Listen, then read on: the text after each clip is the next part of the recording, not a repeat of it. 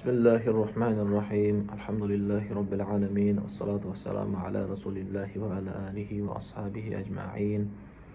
Assalamu alaikum wa rahmatullahi wa barakatuhu. Biz buga çeyinki sabaklarda kulkun özde, can dünyany oňdogynyň manilүүлigi, ibadatın manilүүлigini aýtdyk ele. Emm oşolарды kaýakdan başlaýys. Bunun jön ele manilүүлигин şunu kılış gerek dep aýtyp goýbasdan, bul jakda kitaplarda kantip şoga beken boluş gerek. Şonun jollarynda üýretet da. Eň birinçi neden başlaýt da? Misaly biri namaz okuyt. Jok bolsa biri musulman emes. Mına oşol toora jolga geliş üçin nelerden başlaş gerek? Kantip kanday jol tutat? Je kimden soraş gerek? Mına oşolar jönündө kitaplarda aýtylat. Hem oşol nerseni pende özü izdeş gerek bolat. Özü izdeş gerek bolat. Akıl berilgenden keyin şol toora joldu tapkany dagı akılda mümkünçülük bar. Bizdin mazhab başçыбыз, Hanafi mazhabının başçısı İmam Abu Hanife aytat, egerde pendelerge paygambar jiberilbegende dele akıl menen bul toora joldu tapkany mümkünçülük bar ele deyt. Egerde oşol Allah Taala paygambar jönötböse dele oşol akıl berilgen sebepten kıyamatda жооп берет ele deyt. Akıl peygamber jiberilbese dele kıyamatta жооп bermek deyt. Ne üçün? Bul akıl degen şol peygamberdin darajasında turat. Şol peygamberday toora joldu tapa alat akıl. Bul dinede nege geldi, bul dinege jaralgandan maksаты emne, özü pende kim bul dineden ötkөндөн keyin kayaka barat, anan al jakta neler bolot, misalı alday mayda şöyle bilbesinde dile bul dineden negizi maksatın jaratуучу бар экенин, Allah Taala бар экенин tapkany akılda şunday mümkünçülük bar. Akıl meni izdep tapsa bolot. Em oşul akılды işleş gerek bolot, izdeş gerek toora joldu. Jön ele bul dinede şol janawarlarga okşop ele жүрө бербестен курсагын toýguzup uktap turup ele bala çakalı bolup ele alardy bagyp koýup жүрө бербестен al janawarlaryň dagы kolundan gelet. Tünü uktayt, gündüz oyga жүрөt, kursagын toýguzat. Malдар bolsa misaly süt beret. Koylar bolsa misaly jylyna bir joldan gedandan aşykdagı tuup beret misaly. Her bir janawarın özünün milletini atkaryp gelet. Her bir janavar özünün milletini atkarat, birok bul pende uşul nafs bar eken da. Pendenin nafsi var, şeytan da var, uşul ekөө azgırıp turat. Bu ýakda perişte da var. Mına ошол kimdin sözünü ugat. Periştenin sözünü ugabı je peygamberin sözünü ugabı je bolboso şeytandın nafsinin sözünü ugabı. Oşonday sınоо berilgen da pendege. Mına oşol egerde nafsinin sözünü ugup, şeytanın sözünü ugup ibadat kılbastan, namazlara beken bolboy, din tutunmastan, nafsinin aytkanyny kılıp ele, şeytanın aytkanyny kılıp ele, buzukluklardy, günölerdi kılıp ele жүрө turmasa, anın darajası ayvandan dagı tömen bolot. Hayvandan da tömen bolot. Egerde peygamberimizin aytkanyny elişip, dindin aytkanyny elişip, şol toora joldu tutup, toora joldu beken bola turmasa, ol periştelerden dagı jogorу darajada bolot. Peygamber periştelerden dagı jogorу darajada bolot. Mına oşol üçin pendege şunday sınоо berilgen. Bul dünya şol bul dünyaya gelgenden keyin, bul dünyanı ötkөнгө çeyin sınоо, bardygy sınоо. Biri bay boldu, anысы da sınоо. Bul Allah Taala al pendeni baydy, jakşı görgön sebebinен baylyk bergen jok. Je bolsa biri kedey bolsa, aga Allah Taala jaman görgöndөн kedeyçilik bergen jok.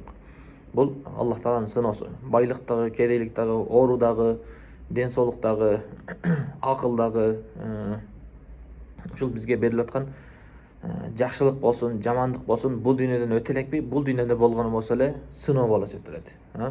Allah Taala bir jakşı görgön sebebinен je jaman görgön sebebinен bergen emes. Al sınoo, 100% sınoo. Hem şunu nersenin biliş gerek. Şol sınoo ekenini bilip, demek bul dünyada şol Allah Taala'nın aytkanyny kılıp ötüşüz gerek. Emmi şol akıllı işleş gereklerge, akıllı işletip izdeş gerek bolup, toora joldu izdep. Emmi şol toora jolga kiçine hareket kıla turmasak, Allah Taala özü jardam beret. Hadiste manisinde aytylat go, egerde pende men jaka bir kadam taştay turmasa, Allah Taala bul pendege karay 10 есе jakındayt deyt. Allah Taala 10 есе jakındayt. Egerde adam basıp bara turmasa, Allah Taala jügürüp kelet deyt. Oşol Бул дегени ушул пенде кичине эле аракет кыла турган болсо, ушул чын жүрөктөн, ихлас менен эле аракет кыла турган болсо, эми Аллах Тааланы алдай албайбыз. Эми эгер жүрөгүңүздөгү ихласты ушул чындап аракетиңизди көргөн болсо, Аллах Таала сизге мүмкүнчүлүктү берет. Эмнени каалай турган болсоңуз, ошонун бардыгын берет. Эгерде туура жолго жүрөм десеңиз, туура жолду берет. Намаз окуп баштайын десеңиз, намаздагы мүмкүнчүлүк берет. Эми ушул пенденин өзүнүн аракетинен баш керек дедик.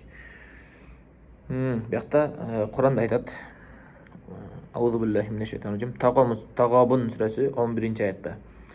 Ва ман юмин биллахи яхди кулбах. Кимде ким Аллах Таалага ишенген болсо, аны туура жолго баштайт дейт. Эгерде чын жүрөктөн ушул Аллах Таалага ишенген болсоңуз, чын жүрөктөн ушул туура жолго жүрөйүн деп аракет кылган болсоңуз, Аллах Таала биздин жүрөгүбүздү эмне болуп атканын билип турат. Хадистерде айтылат, Аллах Таала ушул капкараңгы түндө, капкара таштын үстүндө капкара кумурсканын басып кетип атканын көрүп турат, анан басып кетип аткан үнүн угуп турат дейт. Жада калса ошондой нерсени, майда нерсени да билип турат, жүрөгүбүздү да билип турат. Аллах Таалага билинбей калган, угулбай калган, көрүнбөй калган эч нерсе жок. Бардыгын билип турат. Эгерде жүрөгүңүздө ушул чын ихластан, чын жүрөктөн ушул Аллахка карай аракетиңизди билсе эле, же сизге мүмкүнчүлүктү берет, жол ачат, жеңилдетет. Эгерде ошол туура жолду билип туруп, көрүп туруп деле, ошого карабастан бул туура эмес жака, күнөө жака, туура эмес жолго жүрө бере турган болсо, ошол жака аракет кыла бере турган болсо, ал жака да мүмкүнчүлүк бере берет Аллах Таала. Сиз кандай аракет кылган болсоңуз, ошол сиздин аракетиңизге жараша натыйжа бере берет. Анан бирок ошол акыретке барганда сиз өзүңүз кандай жол тандап аткансыз, ошонусуна жооп бересиз. Аллах Таала сен ушул мисалы туура жолго жүргөн болсоңуз, Аллах Таала сен өзүң ушул нерсеге мүмкүнчүлүк бергенсиң деп арыздан неме кыла албайсыз, шылтоо кыла албайсыз да. Сиз ошол нерсени өзүңүз кааладыңыз, өзүңүз тандадыңызбы, демек өзүңүз жооп бересиз анын кыяматка караганда. Туура жол болсо сыйлык аласыз, бейиш болот мисалы. Туура эмес болгон болсо, анын жазасы болот. Ушул аятта айтат. Аузу биллахи минеш шайтанир раджим. Соф сүрөсү 5-ci аят. Фаламма загу азагаллаху кулубахум. Эгерде ошол туура эмес жолго жүрө турган болсо дейт, адашкан болсо, анда ошол адашкан жолуна деле нары натыйжа бере берет. Ал жактын дагы жолун ачып кое берет дейт. Туура эмес жолдун дагы. Эми ушул пенде туура жолго баштайын, туура жолго жүрөйүн деп аракет кылганда эле, ошо жүрөгү оңдолуп, жүрөгү түзүлгөн болсо эле, жакшы амалдар, намаз, башка амалдар болсун, соо иштер болсун, ошонун бардыгы жеңилдешет, пендеге жеңилдешет. Эгерде ошол жүрөк оңолгон болсо эле, Пайгамбар саллаллаху алейхи вассалам айтат го, бул денеде бир муштумдай үзүм эт бар. Эгерде ошол үзүм эт оңолгон болсо, бардык дене мүчөлөрү оңолот дейт, бардык амалдарыбыз оңолот. Ал жүрөк болот дейт. Ошол жүрөккө жакшы көңүл бурушубуз керек. Ошол туура жолго баштаганы, туура жолго жүргөнү өзүбүздөн ушул аракет болуш керек. Анан акыл иштетишибиз керек деп, ошол анан Аллах Таала жөн эле ошо акылыңарды иштеткиле деп койбостон, бизге дайыма ушул учурлар, ушундай бир учурлар болуп турат. Башыбызга кыйынчылыктар келип турат. Карыздар болсун, мисалы, жакын адамдар өткөн болсун, дагы эмне, бир банкроттукка учурашы мүмкүн, авария болушу мүмкүн, же бирөөсүн жоготот. Же болбосо бул өтө бир ийгиликке жеткен учурлар болот, мисалы, мына ушул учурлардан пайдаланып калыш керек. Ошол учурда пенде өзү неме болот, ойлонот. Эмнеге мындай болуп аткан? Ошол нерселерди бул да хадисте айтылган. Аллах Тааланын ушундай өтө кыйынчылык учурлар болот, же өтө жыргалчылык учурлар болот. Мына ошол учурлардан пайдаланып, Аллах Таалага жакындоого аракет кылып калгыла дейт. Мына ошол учурларды жакшы пайдаланып калыш керек, кармап калыш керек. Ушундай ойлоно турган учурлар болот да. Аллах Тааланын кудретин карачы деген ушундай учурлар болуп калат. Ошолордон пайдаланыш керек жакшы. Ошол проблема болгон учурда, мисалы, кээ бирлер баласын жоготот, мисалы, кээ бирлер ата-энесин жоготот, мисалы, өзүнүн жакынын жоготот, мисалы, банкротко учурайт. Же болбосо бирөө жарым уктатып кетет, мисалы, алдап кетет, мисалы. Мына ошондой учурларда же башка бирөөгө зыян жеткизип алышы мүмкүн, өзүнө ушундай зыян боло тургандай.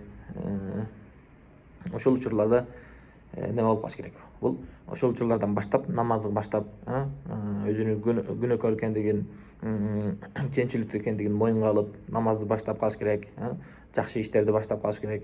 Ошондон проблемадан чыккандан кийин эле болду, эч нерсе болбогондой эле кайра мурдагы жол менен эле кете бербестен ушул туура жолго бекем болгону. Ошол нерседе мисалы намаз баштады ошол проблема болгон учурда.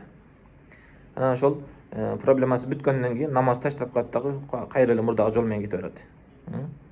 Жок, андай болбош керек. Ошол намаз баштадыбы, ошону дагы улантып кеткен аракет кылыш керек.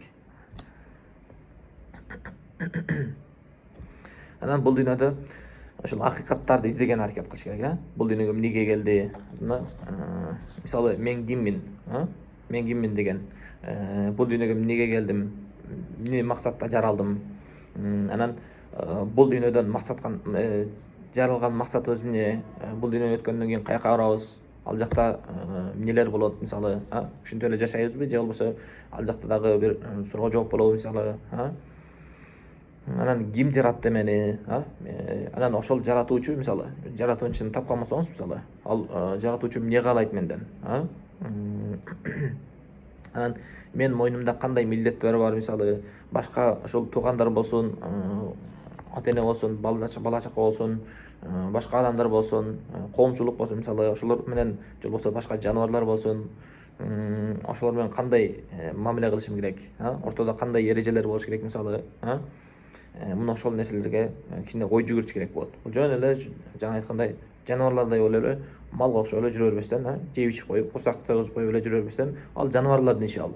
Биз ушул ыйман жолун тандап, акылыбызды иштетип, ошол максат коюп жашашыбыз керек. Жөн эле жаныбарлардай болуп жашай бербестен. Ошол эң биринчи ушу акылыбызды иштетип, ошол менен жол табышыбыз керек дедик. Акыл иштетүү боюнча аяттарда көп келет. Ан'ам сүрөсү 50-аятта айтат: "Афала татафаккарун?" Силер акылыңарды иштетпейсиңерби, пикир кылбайсыңарбы, ошол туура жолду таппайсыңарбы? Афала таакилун? Бул дагы ошол акылыңарды иштетпейсиңерби деген. Эми ушул өзүбүздүн ушул кичине аракет болбой турган болсо, ал жанагындай проблемалар, карызга батуу, бирөөсүн жоготуу, мисалы, ошондой кандай кыйынчылык болсо деле, ал акылыбызды иштетип, ушул кичине туура жолго аракет кылып калбай турган болсок, эч кандай туура жолго жүрө албайбыз. Биякта ошол жөнүндө айтат, мына Юнус сүрөсү 42-аятта: "Афа анта тусми'у ас-сумма ва лау кану ла яқилун?" Ошол кулагы укпаган адамга сен айта бересиңби дейт, Ал немеси кулагы укпайт дейт. Кулагы укпайт. Анан кулагы укпагандан кийин ал неме кылбайт, ой жүгүртпөйт, мисалы. Ошондой болсо деле бул пайгамбарыбызга айтып атат. Ошондой болсо деле сен кайта айта бересиңби? Бул жерде ал адамдын өзүнүн акылын иштетпей турган болсо, туура жолго кичине аракет кылбай турган болсо, эч кандай пайгамбардын неме кылганы, туура жолго баштаганы же давачылардын айтканы, ушул туура жолго үгүт кылганы анын пайдасы тийбейт экен. Ушул пенде өзүнөн аракет болуш керек. Эми туура Аллах Таала туура жолго баштап коюшу мүмкүн. Ал кокустан эле ушул туура жолго жүрүп калышы мүмкүн пенделер кээде. Бул аз учурда, ушул көпчүлүк учурда пенденин өзүнүн аракетинен болот. Пенде аракет кылган болсо, анан Аллах Таала ошо менен натыйжа берет. Анан ошол жаратуучу ким, мисалы, ушул жаратуучу барбы, жаратуучу ким, өзүбүз эмнеге жаралдык, эмне максатта жаралдык, биякта бул дүйнө өткөндө кандай нерсе абалдар болот, мисалы, ошолорду издеш керек болот. Ошолорду издеш керек.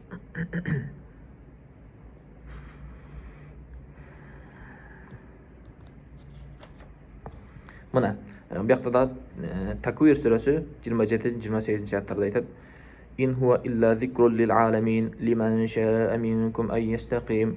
Мына бул ушул дин, ушул Куран дейт, бул ааламга неме болот дейт, эскертүүчү ушул эскертүүчү болуп эсептелет дейт. Кимдерге, ошолордон эми ким пайдаланат десе, ошол өзү туура жолго жүрөйүн деп, туура болоюн, күнөөлөрдөн алыстайын деп, ушул ахиретке даярданайын деп, ушул нерсени каалаган пенделерге ушул пайдасы тиет дейт. Ушул нерселерге, ошондой адамдарга пайдасы тиет. Болбосо негизи дин бардыгы адамдарга, мусулмандар болсун, мусулман эмес болсун, адамдар болсын, жиндер болсын, бардығына ескерту болып келген дин. Эми ошондан ким пайда алып калат десе, ошол пенде өзү аракет кылган болсо, ким ошого аракет кылган болсо, мына ошондо пайдаланып калат. Ошол туура жолго жүрүп калат. Өзү аракет кылган болсо.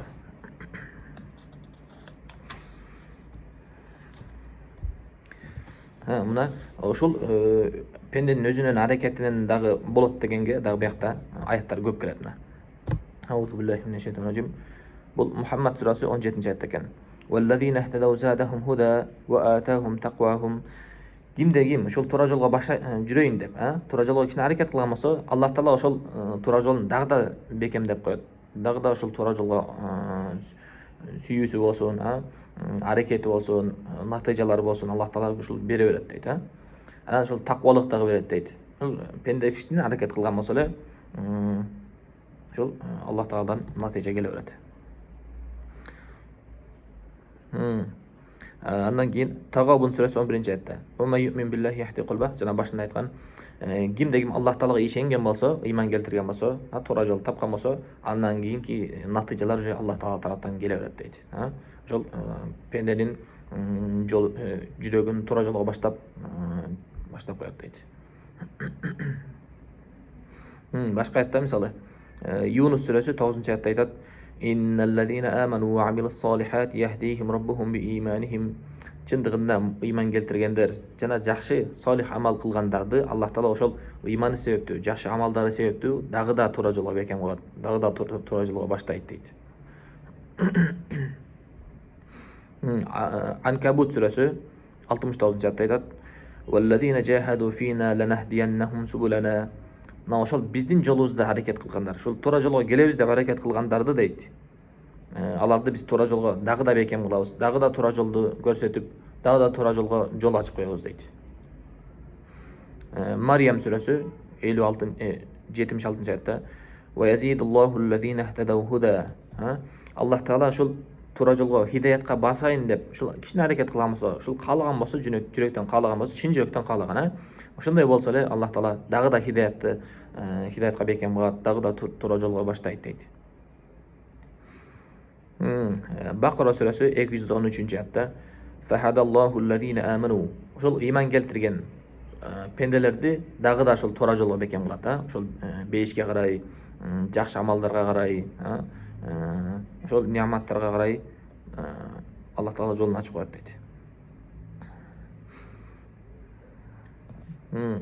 Мына ошол пенденин өзүнүн аракет болуш керек, ошол акылыбызды иштешибиз керек болуп, туура жолду тапкан аракет кылышыбыз керек, жөн эле жашап өтүп кетпестен.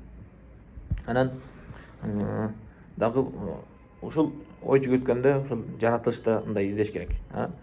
Ушундай жакшылыктарды берди, ушундай неаматтарды берди, мисалы можизалар болот, мисалы биздин акылыбызга сыйбаган кээ бир нерселер болот. Мына ошолордон натыйжа чыгарыш керек. Биздин колубуздан, пенденин колунан келбеген нерсе Аллах Тааланын колунан келет, мисалы. Ушинтип ушундай ойлорду ойлош керек. Мисалы неме болуп атат эле, мындай туура эмес эле кетип атып эле, анан кокустан эле бир жол ачылып калды, туура жолго, жол болсо жакшы бир натыйжа болуп кетти. Ушул бүтөйүн дегенде, мисалы, иштерим бүтөйүн дегенде жакшы жака натыйжа болуп кетти, жакшы жака бурулуп кетти деген ушундай абалдар болот. Мына ошол учурлардан дагы пайдаланып, дагы да ушул нерсенин үстүндө көп ойлонуп, туура жол тапканы аракет кылышыбыз керек. Анан ошол диний китептерден окуган аракет кылыш керек көп.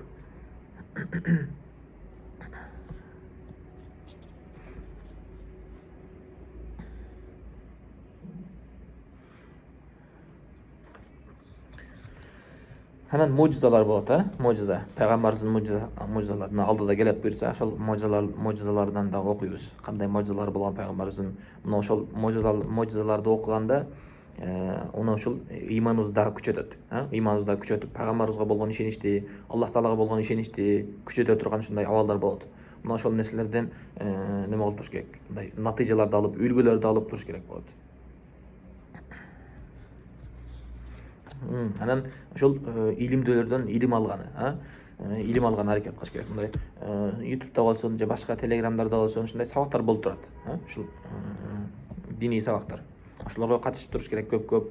Анан мечиттерде сабактар болуп аткан болсо ошол жактарга барып туруш керек. Ошол жактардан мындай суроолор болсо сурап, сабактарга катышып, ушундай туура жолго баштап аткан аалымдардын сабактарын угуп туруш керек болот.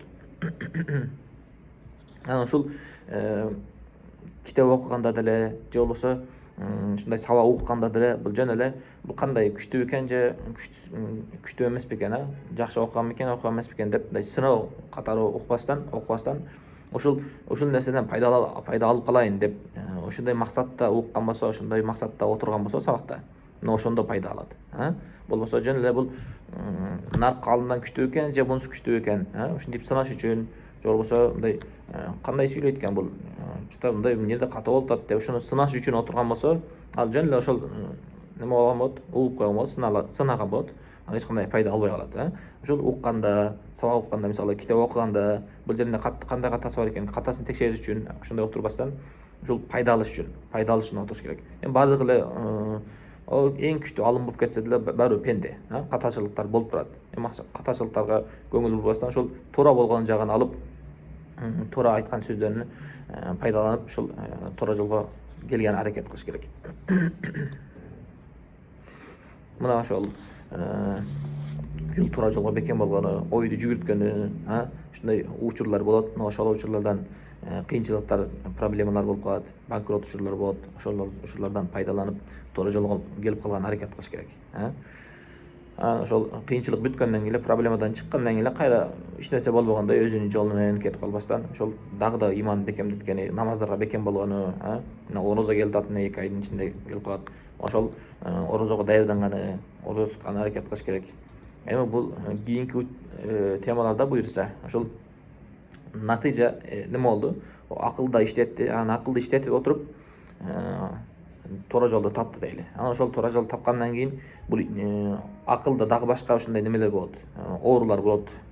Ошол туура жолго жүрүүдөн тосо турган акылдагы оорулар болот, денедеги, анан жан дүйнөдөгү, жүрөктөгү, мына ошол ооруларды айтып өтөбүз. Анан ошол оорулардан кантип арылабыз, кантип ушул ооруларды дарылайбыз, мына ошолор жөнүндө болот. Анан ошол менен биздин алдыбызда тосук болгон тосуктарды, дөңдөрдү ашып өткөнү, андай жок кылганы, анан туура жолго жеңил басканы, ошондой жолдор ачылат буюрса. Ошол нерселерди үйрөнөбүз, кандай кылганда ошол туура жолго жеңил келебиз. Ошолорду үйрөнөбүз буюрса эмки сабактарда. Анан жана айткан мен киммин, бул дүйнөдө максатыбыз эмне, жаратуучу ким, ошол суроолорго да жооптор келет алдыда буюрса, мына ошолорго дагы жооп табабыз буюрса. Ошентип сабактарды угуп, пайдаланып, ошол жакын адамдарыңызга, тааныбаган болсун, баардыгына жөнөтүп, ошол пайгамбар саллаллаху алейхи айткан, эгерде бир адам сиздин себебиңизден хидаятка келип, туура жолго келип кала турган болсо, ошол пенде кандай жакшылыктарды, ибадаттарды, сооп иштерди кылган болсо, ошонун сооптору да сизге берилип турат. Ошол соопко жетишип калыш үчүн башкаларга дагы пайда алып калсын, туура жолго келип калышына себеп болсун, ушул видеолорду таратканы аракет кылың. Мына ошол бүгүнкү сабагыбыз аягына чыкты. Саллаллаху таала аля хайр халқи Мухаммадин ва аля алихи ва асхабихи ажмаин. Эмки сабакта көрүшкөнчө, ассаламу алейкум ва рахматуллахи ва баракатуху.